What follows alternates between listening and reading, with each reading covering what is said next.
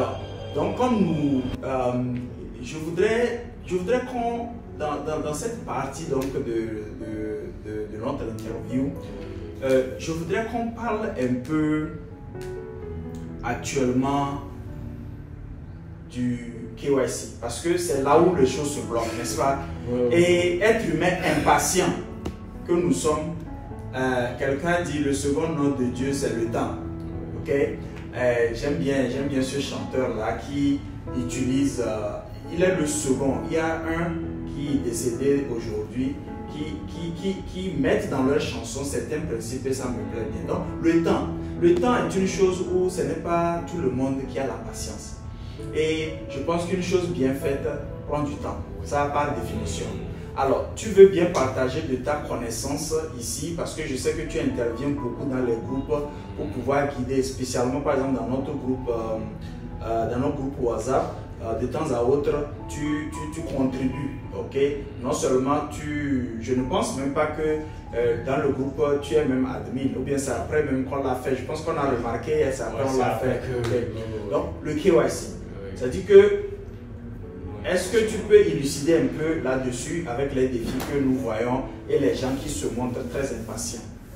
En fait, comme le KYC, si on veut le traduire en français, c'est-à-dire connaissance de l'identité.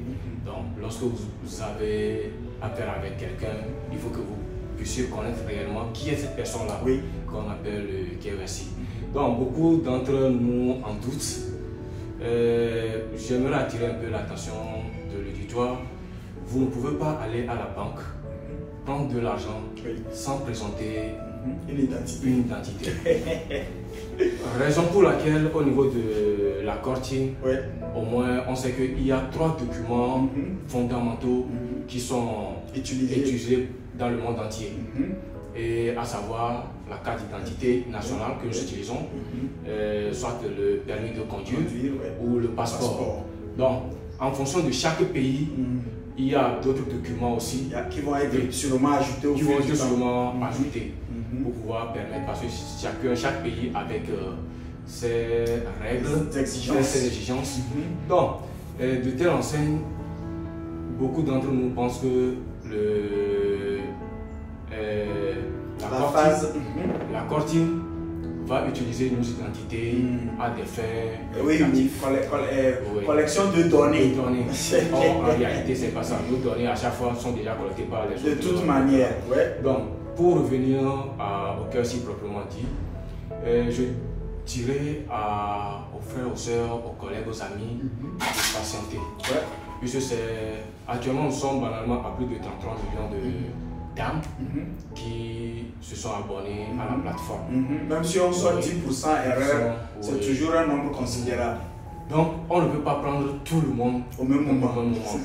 Et que les développeurs sont en train de faire leur mieux à ce que chaque jour, quelques pionniers puissent être sélectionnés.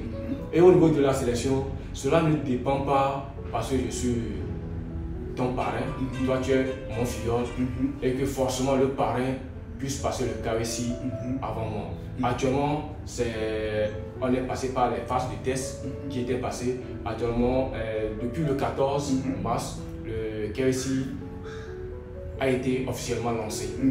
Et là aussi, ça permet de recruter aussi des validateurs humains pour pouvoir permettre dans les jours à venir ou bien dans les mois à venir à ce que le KYC de masse dont nous parlons, là on n'aura plus à attendre lorsque ça serait lancé. Donc tout le monde peut aller à n'importe quelle heure, n'importe quel moment pour pouvoir le faire, pour l'activer.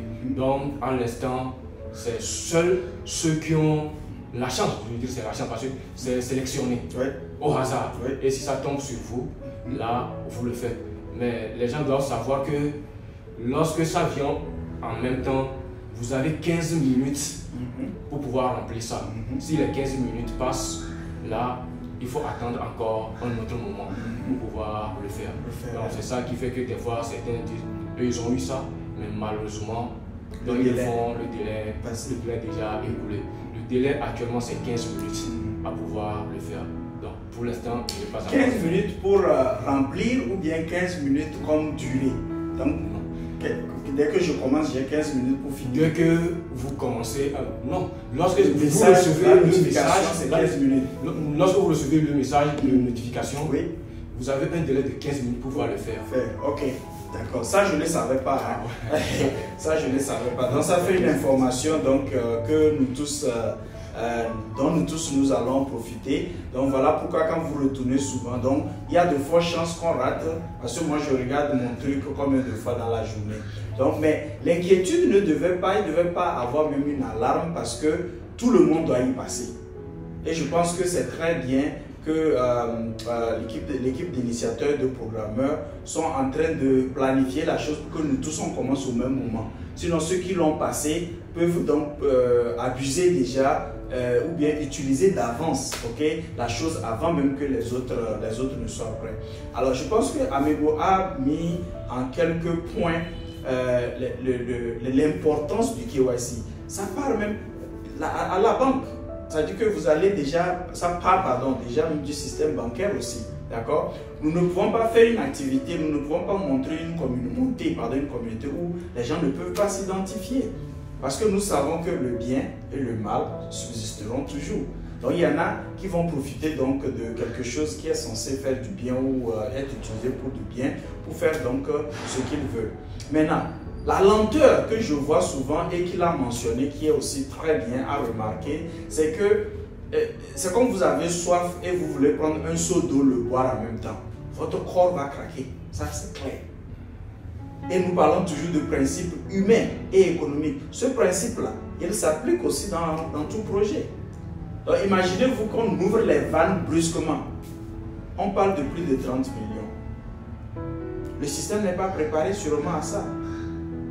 En plus, ce que les gens ignorent, c'est que tout le monde n'est même pas prêt pour passer cette phase-là. J'ai remarqué, moi, la dernière fois que dans mon propre cercle de confiance, il y en a qui n'ont même pas encore créé leur wallet, donc leur porte-monnaie digital. Donc, vous voyez que l'algorithme tient compte aussi de ces trucs-là pour piquer même les gens. Qui est celui, si vous regardez dans le menu Mainnet Checklist, vous allez voir qu'il y a une série de 1 à 7. Mais si vous êtes au 2, ça veut dire que la chance sera donnée plus, ou l'algorithme va cibler plus ceux qui sont à jour et n'attendent que le KYC.